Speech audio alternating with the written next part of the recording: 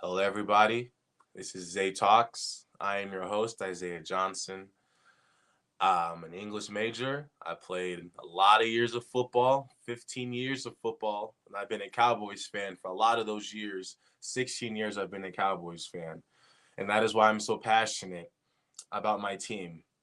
And I must apologize, as I said it in the other video, I've been working a lot of hours, but as the future holds, I will have a lot more time to be in the studio and talking. But I deeply apologize for my lack of engagement with Cowboy Nation as we grieve this free agency period together and as we sit in confusion and basically watch somebody that says, hey, you can win $1 million if you just push this button. And they're just staring at the button like, here's $1 million if you just push this button and the $1 million cash will fall down from that chamber. And they're just like, nah, I'm not going to push it. That's what the Cowboys front office is doing. It's on that same level. It's not about what we're doing that's so confusing. It's about what we're not doing.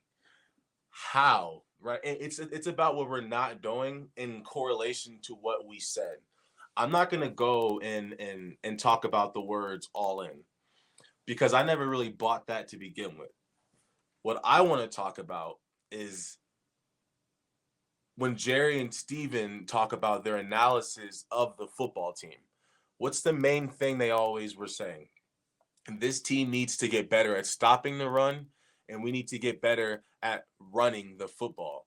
And those were the two things they pointed out because I think most of us could see that if the Cowboys could run the football and have stopped the run, we would have went much farther and won more football games. So with that being said, you then come across the most potent running back free agency in NFL history.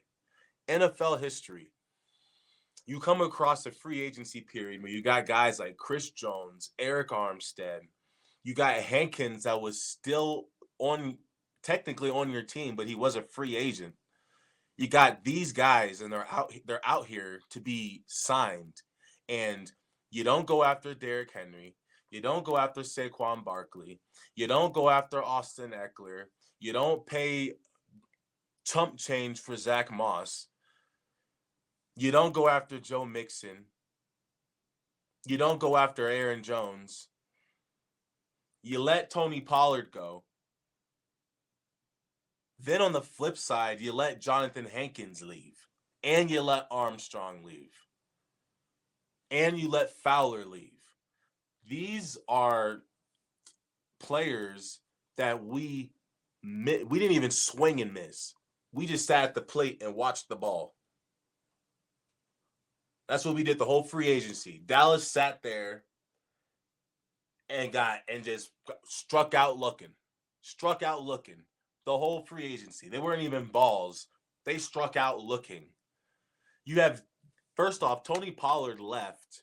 Tony Pollard signed with the Titans before anything else happened. So we officially lost our running back before any of the other ones had even gotten signed. So the urgency to sign a running back should have been at an all-time high. But of course, we like our guys. What are we talking about? You have Derrick Henry on the market. Let's really sit back and take a look at what type of team the Cowboys would have been had we signed Derrick Henry. We don't have to go into it because it's a what if. It didn't happen. And it's just frustrating to think about. We didn't get Derrick Henry. And these are things, and we didn't get Eric Armstead, Hankins. We didn't get Chris Jones, all these guys directly, just two of them. If you would have just taken Eric Armstead plus Saquon Barkley, the Cowboys are the favorites to win the Super Bowl. If you would have taken Chris Jones and Zach Moss, we're favorites to win the Super Bowl. If you would have taken Hankins and got Derrick Henry, they would have been favorites in the NFC. But you got this front office that would rather sit back because we're so cocky about our draft picks and we're convinced that we're going to win through the draft. It's possible, but it's not likely. and it's not likely to fill this many spots with rookies and be successful. Maybe a rookie can contribute or a few rookies can contribute, but we're not about to get some stud nose guard plus a stud running back.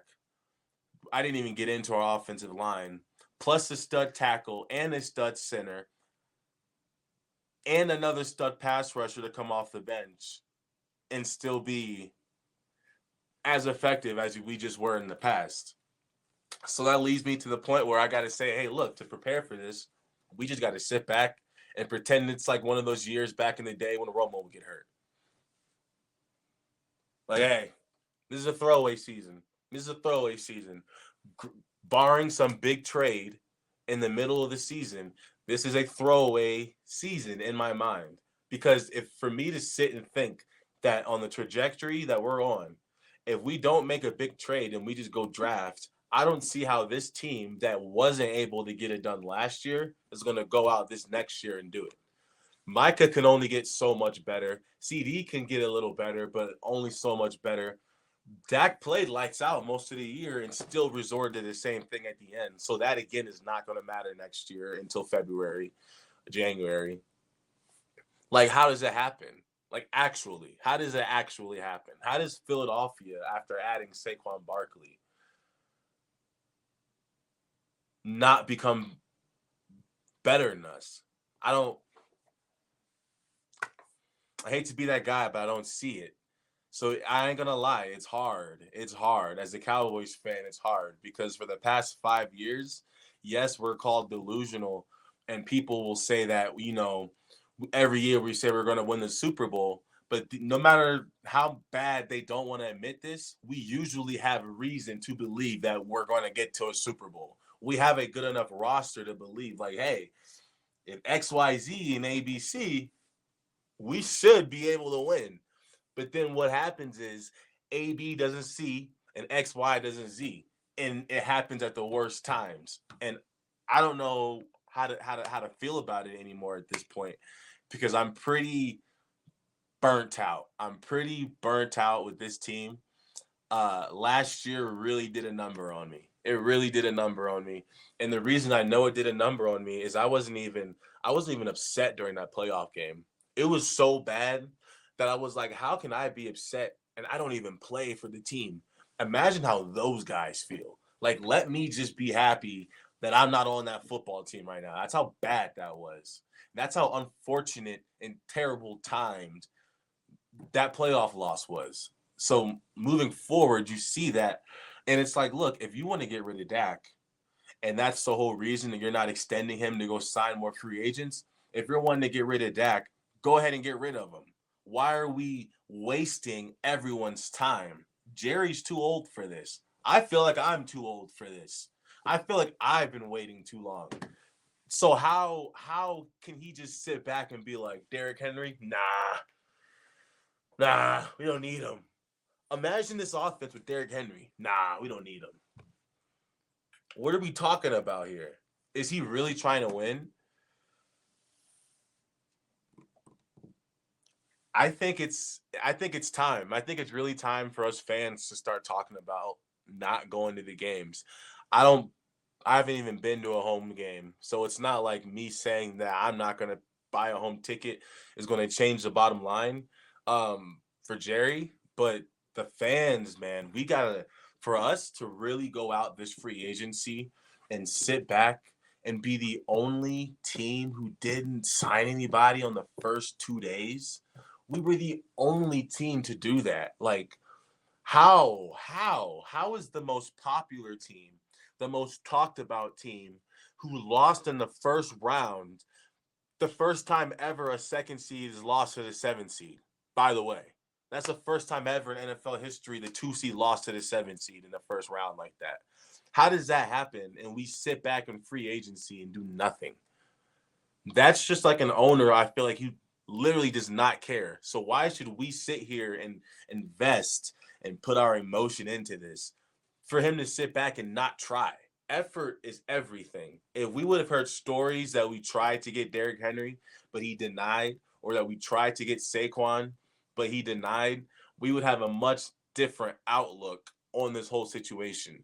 But everybody who has any sort of a clue about how the Joneses, how they run this organization, we were not surprised to see the report. Oh yeah, the Cowboys never reached out to me.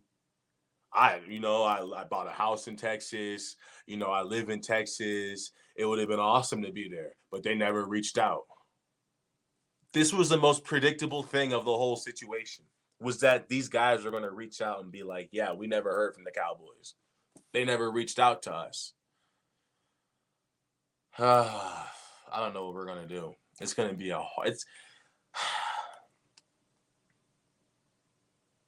unless we get another sort of Amari Cooperish type trade.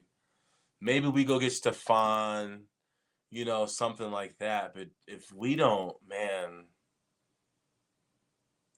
I don't know if there's another rookie Zeke out there, guys. And even if there is, our line is not good enough right now for us to be confident that some rookie running back can come in and be better than Pollard maybe would have been after a second year off surgery.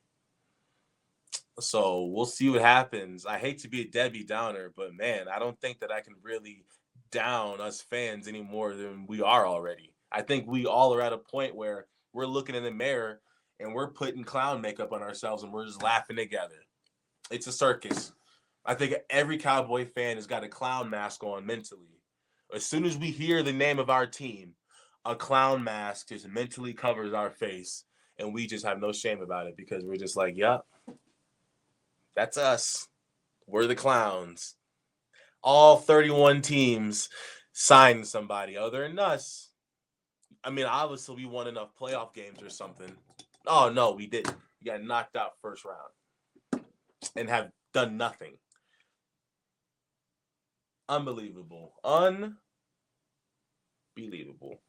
But this is Zay Talks. Thank you guys for watching this episode. We'll be back for another one. We're going to wait for some things to ruffle the feathers. We're going to wait for something to come up because there's not too much news right now in Cowboy Nation. There's not too much news. I got a lot going on, too, in my personal life. I'm going to go ahead and try to get this content ready for the show that will be on air, which won't be getting posted to YouTube now. I'm going to get all that figured out separately. And when that is ready to be put on air, that is when it'll be ready to be put online for you guys to see. So again, if you didn't see the last episode, Zay Talks is moving to the Albuquerque radio. We're moving to an actual radio station where I will have a 7 to 9 time slot on Sunday mornings, as well as being the full-time producer here at the radio station. So I'm very grateful to have this room. I'm very grateful to have this equipment and the platform I've now been blessed with by God himself. So I hope you see you guys in this next episode. Peace out.